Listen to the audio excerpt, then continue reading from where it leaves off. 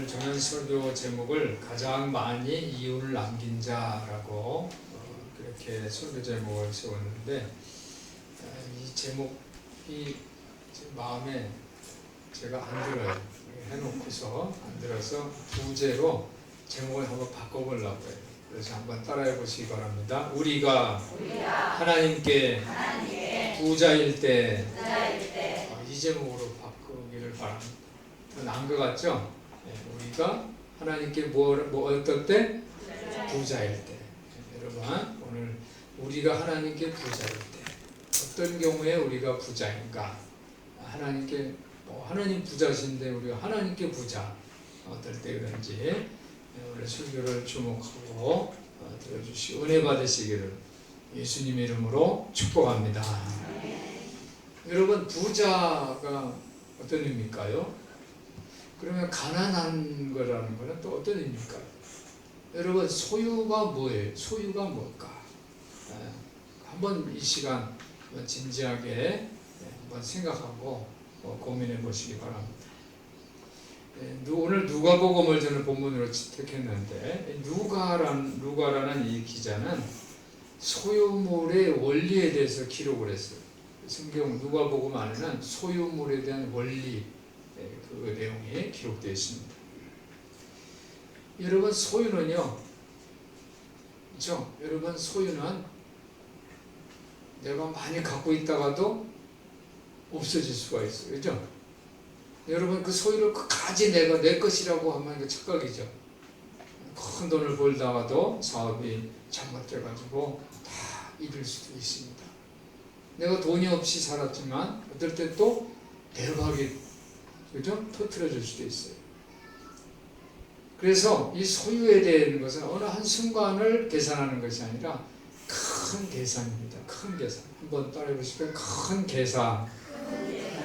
그 계산을 할 때는 그냥 조그맣게 자잘구리, 어떤 사람은 작은 거는 인색하는데 큰 거는 톡톡 내는 사람이 있어요. 여러분, 계산을 큰 계산을 하시기 바랍니다. 그리고 인생을 달궈난 사람들, 이제 오래 살고 경험을 많이 한 사람, 또 많이 보고 듣고 배운 사람들은 그 순간을 연연하지 않습니다. 한쪽 문이 닫혔어요. 그러면 한쪽 문이 어떻게 해요? 다른 문이 열린다는 것을 알아요. 힘들고 어려우면 그래, 또 좋은 일이 올 거야. 이렇게 생각하고 긍정적인 생각을 합니다. 이게 큰 계산인 줄 믿습니다. 그러니까 내가 지금 부자면 언젠가는 내가 어려울 때가 있다는 것을 알아야 돼요. 내가 가난하면 언젠가 나도 뭐예요? 좋은 날이 있을 것이다. 그죠? 뭐가 어디에도, 어느 구멍에도, 쥐구멍에도 뱉을 날이 있다. 땡하고 뱉을 날이 있다. 이런 것들을 여러분들이 기억하면서 오늘 소유에 대한 원리, 소유의 원리가 있구나, 그것을 여러분들이 마음에 새겨주시기를 바랍니다. 오늘 본문에는요, 가난한 사람들도 특권이 있다는 거예요. 가난한 사람들이 뭐가 있다고요? 특권이 있어요. 특권. 가난한 사람들은 뭐 아무것도 할 수가 없죠. 먹는 게 급급한데. 근데 뭐가 있어요? 특권이 있어요. 왜? 쨍하고 뱉을 날이 있어요. 쥐구멍에도 뱉을 날이 있는 거예요. 근데 부자들은 어떤 특권이 있는 게 아니라 부자들은 정죄함을 받는다는 거예요. 그러니까 부자들에게는 지금은 뭐 잘 되고 전성기 같지만 앞으로 뭐가 있어요? 불행이 닥친다는 거예요. 그걸 경고하는 말씀이 있습니다. 누가복음 6장에 20절에 보면 가난한 사람들아 너희는 행복하다. 그 뜻이 그런 의미예요. 너희에게 이제 해뜰 날이 올 거다는 거예요. 좋은 날이 온다는 거예요. 그런데 누가복음 6장 24절 25절에는 너희 부자들아 너희는 불행하다. 그래서 불행하다. 부자들에게 전하는 말이 너희는 불행하다는 거예요. 왜? 그 이유는 이미 너희는 많은 위로를 받았다라는 거예요. 좀 물질 돈 많으면 다 할 수 있잖아요. 그렇죠? 여러분, 돈이 없으면요, 이 차를 끌고 다니다가도 기름이 툭툭툭 떨어지면 야 아직 얼마 남았는데 맨날 뭐 빨간불이 들어올까 말까 하면서 신경 쓰잖아요. 그렇죠? 돈 많은 사람은 기름 걱정해요? 야, 쌩쌩 달리잖아요. 그죠? 예. 여러분, 교회에서도 그래요. 여유가 있으면요, 에어컨 팡팡 떼요. 그런데, 그렇지 않으면 어떡합니까? 와서 끄고, 또 끄고, 끄고. 공익 얘기를 제가 많이 하는데, 어디 좀 갔다 오면요, 에어컨을 팍 들고, 더우니까 막, 우리가 얼른 와서 또 끄고, 그래요. 지금 배불리 먹는 사람들에게 성경 말씀은 너희는 이제 앞으로 불행하다. 왜? 너희가 굶주린 날이 올 것이다. 이렇게 말하고 있습니다. 그러니까 공평한 거예요. 세상은 공평한 거예요. 부자라고 해서 다 영원히 내가 마르고 닳도록 부자가 될 수가 없어요. 언젠가는 불행한 날이 온다는 거, 그걸 대비를 하라는 말이에요. 너희가 불행하다라는 거는 이제 앞으로 너희가 반드시 불행하다가 아니라 그 불행을 어떻게 해요? 대비하라. 그런 말씀입니다. 예수님께서는 예수님을 따르는 사람들에게 소유에 대한 원리를 전해주셨는데 누가기자는 이 부분을 주목을 했습니다.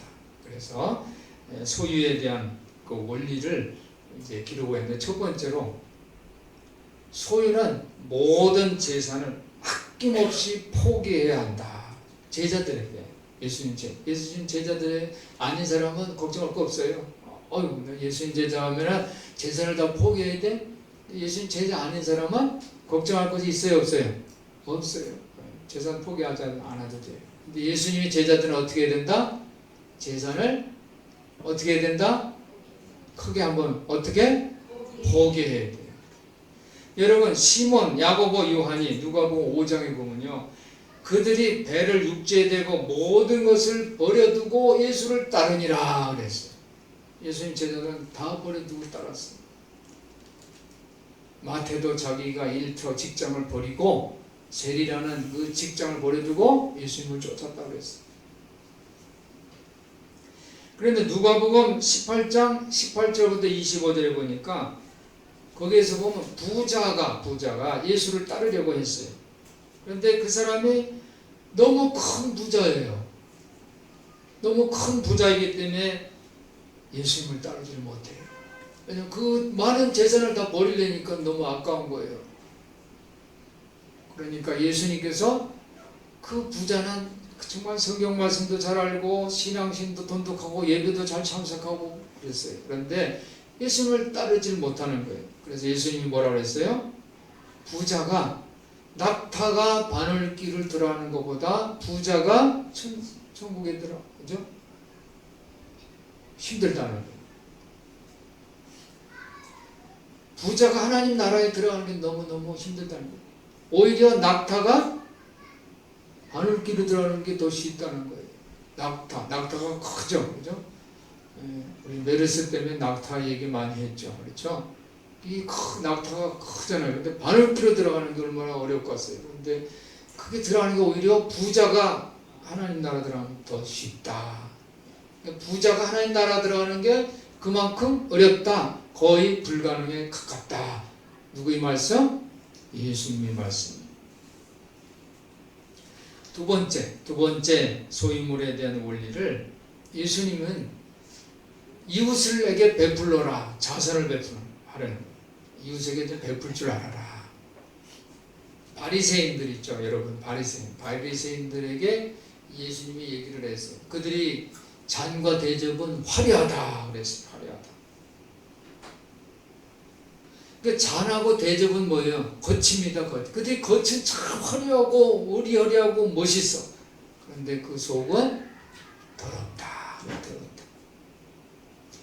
왜 더러우냐면 탐욕과 악독이 가득하다는 거예요.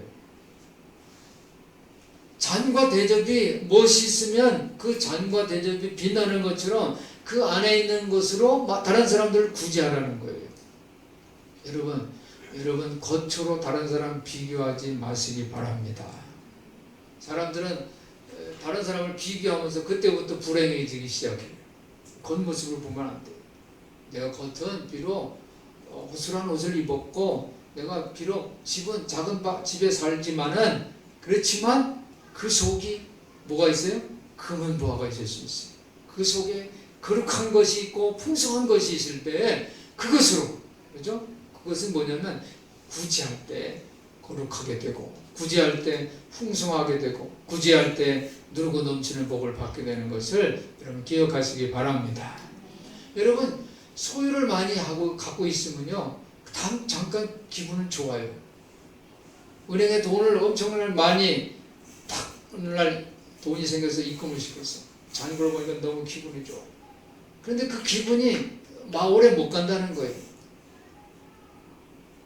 한 달 시간이 지나면 이걸 지키려고 이거 누구한테 뺏길까봐 그때부터 고민이 생기는 거예요. 그런데 여러분이 갖고 있는 것으로, 소유는 비록 적지만은 그것으로 다른 사람을 도와줬어. 근데 그 사람은 너무너무 감사하고 그것 때문에 그 사람이 삶이 변화됐어. 그 사람에게 좋은 일이 생겼어. 그러면 이거는 누가 뺏을 수가 없는 거예요. 큰 행복이 될 줄 믿습니다. 그래서 자선을 베풀고 사람들에게 환대하라. 이 말씀이 예수님의 말씀입니다. 또 세 번째, 소유물을 어떻게 하냐면 사도행전 2장 44절부터 45절에 보면 소유를 서로 공유하라는 거예요. 믿는 사람이 다 함께 있어 물건을 서로 통용하고 재산과 소유를 팔아 각 사람이 필요를 따라 나눠줬다. 이게 초대교회의 모습입니다. 여러분이 갖고 있는 소유를 이웃들과 함께 나누시기를 예수님 이름으로 부탁을 드립니다. 이게 중요한 거예요. 여러분 소유물 나누려니까 내 집 팔아가지고 막 너 1,000,000원 옆집 주고 뭐 또 1,000,000원 아랫집 주고 이러는 게 아니에요. 여러분이 소유를 그냥 움켜만 지지 말고 어떻게 해요? 어려운 사람을 도울 생각을 하라는 거예요. 우리나라에 어려운 사람 많죠? 또 아프리카도 그렇고 동남아도 그렇고 어려운 사람 많아요. 아이들 특히 굶주린 아이들 많아요. 여러분 마음만 먹으면 얼마든지 여러분의 소유를 나눌 수가 있어요. 또 네 번째로는 아주 중요한 말씀이에요. 이것은 여러분 돈으로 모든 것을 행하는 게 아니에요.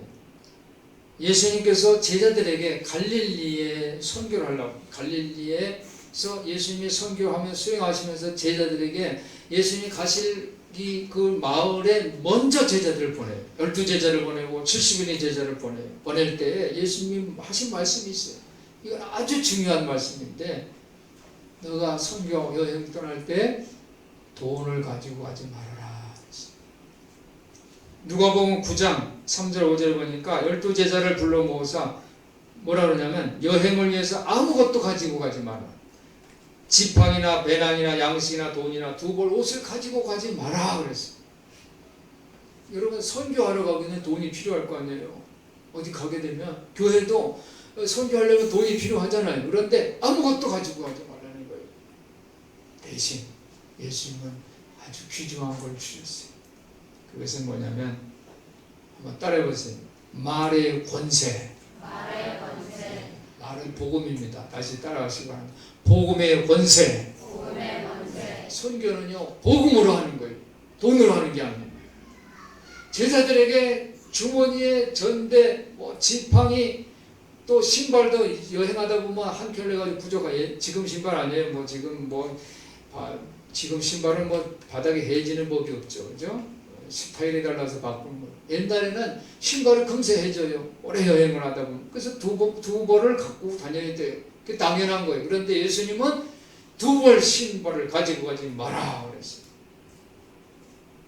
제자들이 참 기가 막히겠죠. 그런데 예수님은 대신에 뭘 줬냐면 말의 권세를 줬어요. 복음의 권세를 주었어요. 그래서 예수님은 너희 12제자를 불러서 모든 귀신을 제어하며 할렐루야 병을 고치는 능력과 권위를 주었어요. 그리고 하나님 나라를 전파하며 앓는 자를 고치게 하시려고 보내셨다고 했어요. 할렐루야. 이제 복음은요 돈 가지고 하는 게 어려운 사람 돕는다고 돈 갖다 주고 되지 않아요. 그렇죠? 여러분 고기를 잡는 방법을 가르쳐야지 고기를 갖다 주면 그게 해결이 안 되죠. 잠깐은 해결돼요. 예수님 말에 권세를 주었어요. 그렇죠? 우리 예수님이 따르는 사람들은 뭐가 있습니까? 말의 권세가 있어요. 이걸 믿으시기 바랍니다.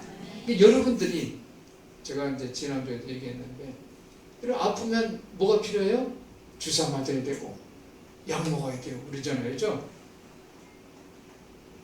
그런데 그러면 이제 낫잖아요. 그런데요, 이거 가지고 해결 안 되는 문제가 있잖아요. 내가 외로워. 혼자야. 내가 위로받고 싶을 때 옆에서 위로해주면, 그죠? 남편이 아내를 위로하고 아내가 남편을 위로하면, 자식이 부모를 위로하고 부모가 자식을 위로하면 희망이 생기고 큰 용기가 생기는 거예요. 할렐루야. 이게 말의 권세인 줄 믿습니다. 우리는 그거를 잊고 살았어요. 말해본 거예요. 그 말 아니에요. 어렸을 때 선생님이 해주신 그 말씀 한마디 때문에 내 인생이 달라지는 거예요. 그렇죠? 그림에 소질이 없는 학생이 그림을 그리는 그림 시간에 다른 애들은 다 학원에서 배운 대로 착착착 그리는데 자기는 그림을 배운 적이 없어. 선생님은 그림을 그리라고 그래. 그래서 하얀 도화지만 붙들고 있었어. 선생님이 옆으로 옵니다. 와, 눈이 하얗게 내렸구나. 아름다운 경치네. 이 아이가 힘을 얻었어요. 그때부터 그림에 관심을 갖고 유명한 미술 화가가 된 줄 믿습니다. 말의 권세입니다. 이건 돈보다 더 큰 권세인 줄 믿습니다. 하나님께서는 우리에게 이런 권세를 주셨어요. 복음의 권세. 사랑하는 성도 여러분, 우리 기독교의 삶은요, 돈을 추구하는 종교가 아니에요. 오히려 돈을 어떻게 해요? 포기하라는 거예요. 그리고 나를 따르라. 이것이 우리 기독교인 줄 믿으시기 바랍니다. 그런데 잘못 가르치는 분들이 혹 있죠. 교회 나오면 부자 됩니다. 땅을 샀는데 대박이 났습니다. 그렇죠? 주식을 샀는데 대박이 났습니다. 기독교의 가르침하고는 좀 거리감이 있어요. 기독교는 예수님을 따르려고는 어떻게 해요? 다 물질을 포기하라는 거예요. 대신 뭘 주세요? 말의 권세를 주는 것을 믿으시기 바랍니다.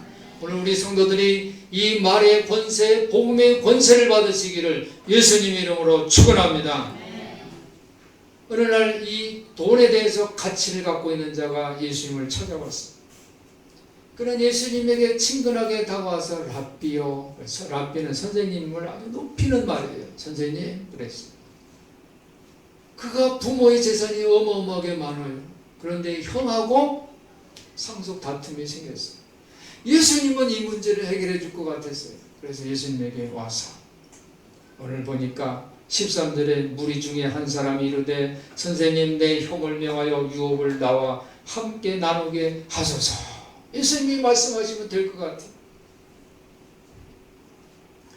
요즘 뉴스 보면 롯데라는, 그죠? 롯데라는 아주 뭐 전 세계에서 뭐 5등이라는데 자산 규모가 5위. 그냥 재산이 아니라 이제 후계자 다툼으로 형과 동생이 좀 싸움하고 여러 가지, 그렇죠? 국민들, 백성들의 눈을 찌푸리게 하는 그런 사건이 있어요. 마침 오늘 성경 오늘 말씀도 오늘 본문하고 비슷해요. 재산 상속 다툼이 생긴 거예요. 근데 이 문제를 예수님에게 해결해 달라고 온 거예요.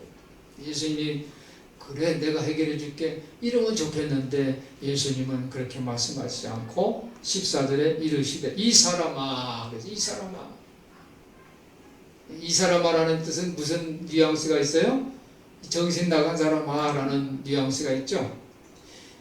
누가 나를 너희의 재판장이나 물건 나누는 자로 세웠느냐 라고 야단을 치십니다.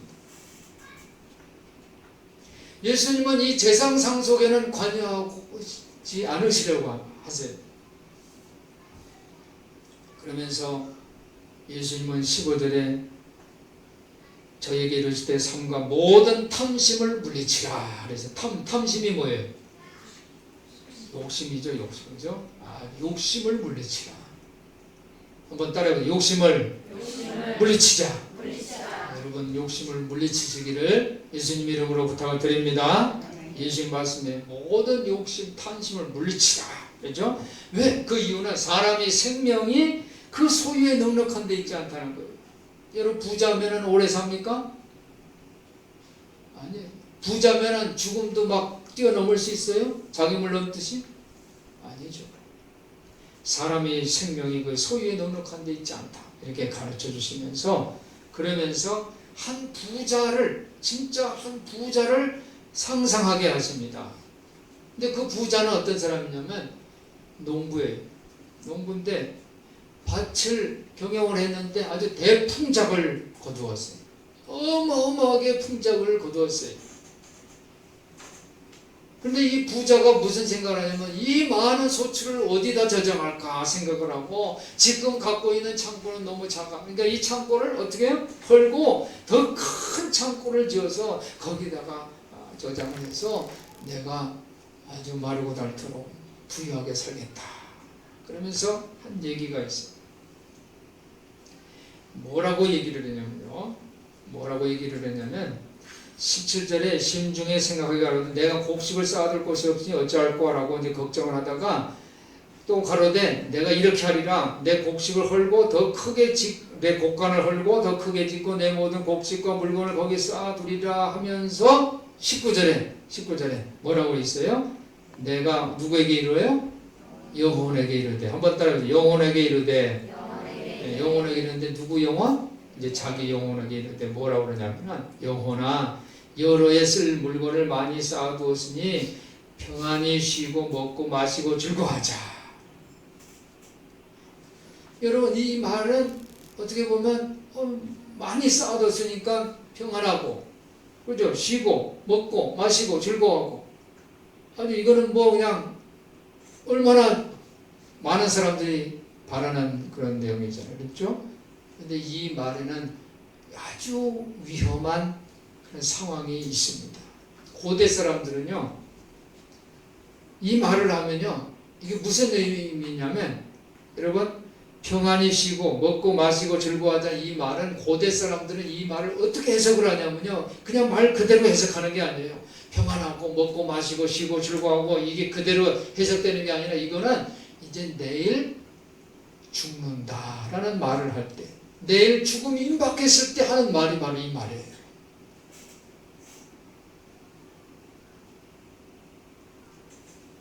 아주 무서운 말입니다. 그런데 누가 했어요? 부자가 얘기한 거예요. 실수한 거죠.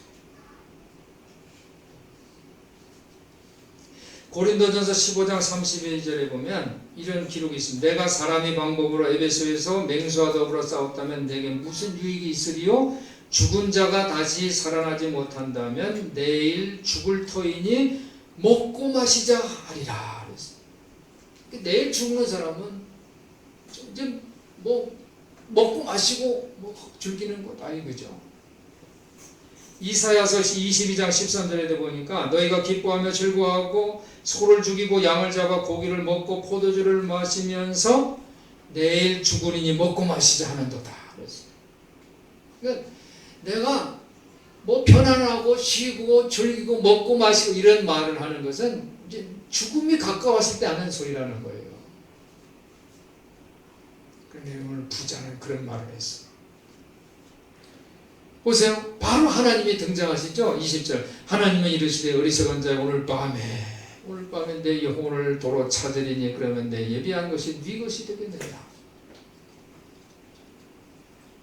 여러분 이 부자가 내일 평안하고 크게 마르고 닳도록 넉넉하고 즐기고 마시고 이런 착각의 말을 하자마자 하나님이 등장하셔서 어리석은 자야 오늘 밤 내 영혼을 오늘 밤 너 죽는다는. 그러면 이 재산이 누구 것이 되겠느냐.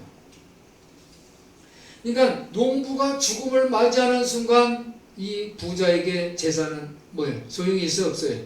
아무 소용이 없는 거예요.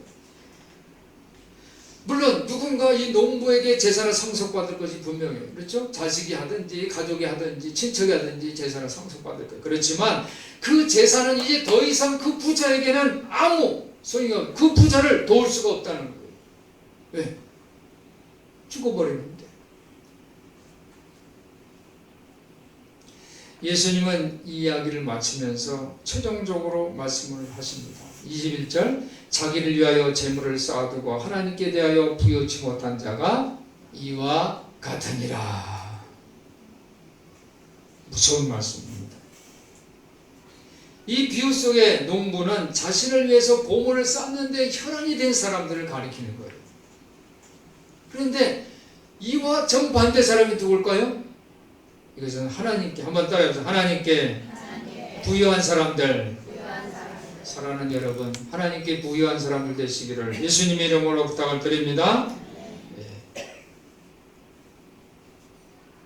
여러분, 우리 우선순위는 물질이 아니라 뭐가 되어야 돼요? 제자의 삶이 되어야 할 줄 믿습니다.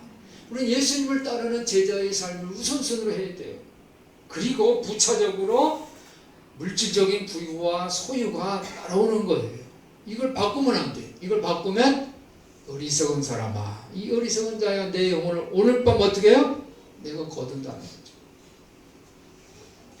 사실 이 부자는 굉장히 능숙한 경영자입니다. 왜? 소출을 많이 남겼잖아요. 다 농사를 짓는데 다른 사람보다 더 많이 소출을 남겼어요. 이건 아주 훌륭한 경영자입니다. 전문 농사꾼이에요. 전문가예요. 또 그리고 장부기로 또 능숙하게 잘하는 회계가입니다. 회계가. 왜? 이 기존 장보는 부족하니까 헐고 새로 짓고 아주 능숙한 장부기로 아주 능숙한 회계가면서 전문가입니다. 심지어 노후까지도 챙기고 있어요. 그런데 그가 놓친 부분이 있어요. 그게 뭐예요? 그가 놓친 부분이 뭡니까? 하나님이 말씀하죠. 어리석은 자요. 자기 어리석음을 놓쳤어요. 자기가 어리석다. 여러분 한번 따라해 보시기 바랍니다. 나는 어리석습니다. 우리는 어리석어요. 우리는 하나님께 구해야 할 줄 믿습니다. 하나님께 지혜를 구해야 돼요. 지혜는 은과 금보다도 더 귀한 거예요. 하나님께 지혜를 구하시기 바랍니다. 겸손하게 하나님, 내가 이런 소유물이 있습니다. 물질이 있습니다. 여러분, 그 물질을 가지고 하나님께 부유한 자가 되시기를 예수님의 이름으로 부탁을 드립니다. 오늘 가장 이윤을 많이 남긴 명예도 죽음과 앞에서는 속수무책이죠. 내가 가장 이윤을 많이 남겼어. 다른 농사들보다 전문가고 경영도 잘해서 많이 소출을 남겼어. 얼마나 큰 명예입니까? 그런데 목숨을 잃어버렸어요. 그날 밤 죽었어요. 이게 무슨 소용이, 그 명예가 무슨 소용이 있어요? 그렇지만 오늘 늦게나마, 한번 따라해요. 늦게나마 이 부자는 오늘 밤 하고 하나님이 말씀해 주셨다는 거예요. 자기가 어리석다는 것을 늦게나마 깨달았다는 거예요. 지금까지 축복으로 여겼던 커다란 부가 오히려 자기 앞에 날카로운 저주로 다가왔다는 이 사실을 깨닫게 되었습니다. 이것이 소유욕에 아주 탐심이 가득한 부자의 이야기입니다. 오늘 예수님께서는 탐욕, 어떤 탐욕에도 빠져들지 말라라고 말씀해 주십니다. 사랑하는 여러분, 여러분 마음속에 우러나는 이 탐욕을 감시하시기를 바랍니다. 그래서 이 탐욕이 여러분의 마음속 공간을 어느 공간에도 자리 잡지 않도록 여러분 감시하시기를 바랍니다. 여러분 재산이 여러분의 생명을 보장해 주지 못해요. 그렇다고 제가 여러분 부자 되지 말라는 그런 말씀을 안 해요. 한번 따라해 보시기 바랍니다. 균형 있고 의미 있는 삶을 살자. 저는 그런 말씀. 우선순위는 제자직이고 부와 소유는 그 다음에. 그러니까 균형 있는 삶, 의미 있는 삶을 살라는 그런 말씀입니다. 고청장 제자훈련을 하면서 이 헌금에 대해서 제가 헌금에 대해서는 전혀 이제 거의 얘기를 안 하다시피 하는데 이제 제자훈련을 하니까 이제 헌금 얘기를 가지고 이제 서로 묵상을 했어요. 헌금은요, 여러분 교회 재정을 채우고 목사님 뭐 때문에 헌금하는 게 절대로 아니에요. 우리 고청장들이 고백한 내용이에요. 우리 유수진이는 헌금은 뭐야 그랬더니 헌금은 한번 따라해 보실까요? 헌금은 심는 것입니다. 헌금은 내는 게 아니에요. 내면 내 주머니 돈이 없잖아요. 내 통장에 뽑아서 내야 되잖아요. 내서 내가 줄어드는 게 아니라 헌금은 뭐예요? 심는 거라. 심으면 어떻게 될까요? 싹이 나오고 열매가 맺죠. 근데 헌금을 내는 것은 내는 의미가 아니라 심는 것이기 때문에 나중에 풍성한 결실을 기대할 수 있어요. 이렇게 얘기를 했어요.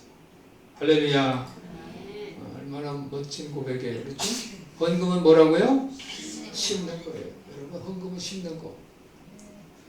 우리 또 정배원 집사, 또 김세범이 뒤에 있는 헌금은 뭐냐? 한번 따라해 보시기 바랍니다. 즐겨내는 거. 우리 정배원 집사하고 김세범이는 헌금은 즐겨내는 거예요. 여러분, 내가 즐기면서 누구를 이제 구제하고 그래 봐요. 얼마나, 그죠? 여러분, 내가 어디 가서 봉사하면서 내가 하는데, 봉사를 받은 사람보다 봉사하는 사람이 더 행복하죠. 내가 오히려 더 배웠어요. 그러잖아요. 그죠? 에어컨 잠깐 꺼주세요. 여러분, 내 소유 일부를 드리면서 즐긴다면 그것은 지혜롭고 행복한 모습인 줄 믿습니다. 우리 전진욱 집사, 또 노란이, 또 경진이, 경선이는 헌금이라 했더니 한번 따라해 보실까요? 모든 은혜로 넘치게 하는 거. 모든 은혜가 넘치는 게 헌금이래요.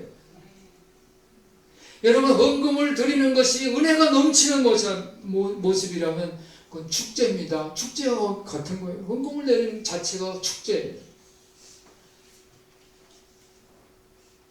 고린도후서 9장에 보면 헌금의 원리가 기록되어 있습니다. 거기에 헌금은 하나님 나라에 저축하는 거라고 기록되어 있습니다. 내가 하나님께 부여한 자가 되는 거예요. 헌금은 그냥 하는 게 아니라 마음을 정해서, 한번 따라해 보실까요? 마음을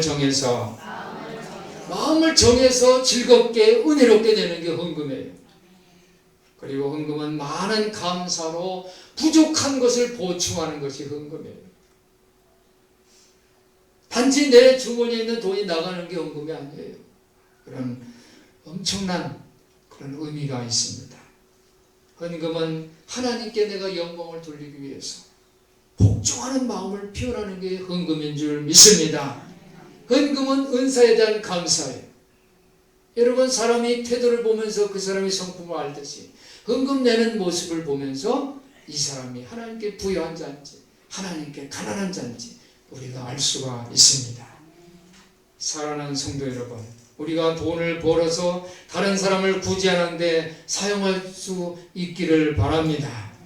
돈 문제에 대해서 정직하시기 바랍니다. 올바른 돈의 사용을 훈련하시기 바랍니다. 여러분, 오늘 소유에 대한 원리를 묵상했어요. 여러분, 이 원리를 묵상만 하지 말고 계획을 세우시기 바랍니다. 내가 삶의 중요한 결정을 하는데 어떤 결정을 내릴까? 그래, 지금 창고가 작으니까 이걸 헐고 더 큰 창고를 져서 내가 편안하고 먹고 마시고 즐겁게 살자. 이건 무슨 의미라고 했어요? 내가 오늘 밤에 죽겠다라는 말이에요. 나 자신을 기쁘게 하는 것보다 이웃을 기쁘게 하는 삶이 기독교 크리스찬의 모습입니다. 여러분, 교회 나오는 걸 내가 기쁘게 하기 위해서 교회 나오면 안 돼요. 그거는 하나님이 예수님이 가르치는 정반대예요. 이웃을 기쁘게 하는. 이번 여름성경학교도 제가 어린아이들한테 이걸 얘기했어요. 절대로 나를 기쁘게 하는 그런 삶을 사는 게 아니다. 이웃이 누구야? 그래서 옆에 이웃이라니까 막 손가락질 하는 거 아니야. 이렇게. 여러분, 한번 여러분의 이웃을 한번 이렇게 향해서 당신이 내 이웃입니다 하고 이렇게 하시기 바랍니다. 손을, 당신이 내 이웃입니다. 네 사람 이상, 옆에, 앞에, 당신이 이웃입니다. 고맙습니다. 여러분, 이웃을 기쁘게 하는 삶을 사시기를 예수님의 이름으로 부탁을 드립니다. 여러분, 로버트 하스팅스라는 사람은 돈 관리는 기술이 아니라 감정이다, 마음이다 그랬어요. 어떤 사람은 재테크에 등하죠. 그 있죠, 그렇죠? 컨설트 해가지고 돈 관리는 기술이 아니에요. 돈 관리는 뭐예요? 따라해 보시기 바랍니다. 마음의 자세이다. 돈 관리는 마음의 자세다. 감정하고 관계가 있어요. 자신을 관리하는 거예요. 자신의 감정을 관리하는 거예요. 여러분, 훈련되지 않고서는 돈을 사용할 때에 훈련되지 못한 인격이 되는 거예요. 우리가 하나님께 부자일 때, 내가 하나님께 부자이면 하나님이 이 어리석은 자야, 오늘 밤 내 영혼을 찾겠다라고 고발당한 일이 절대로 없어요. 여러분, 하나님께 부유한 자가 되시기를 예수님 이름으로 축복합니다. 축복합니다. 기도하겠습니다. 하나님 아버지 감사합니다. 우리 모두 하나님께 부유한 삶을 살게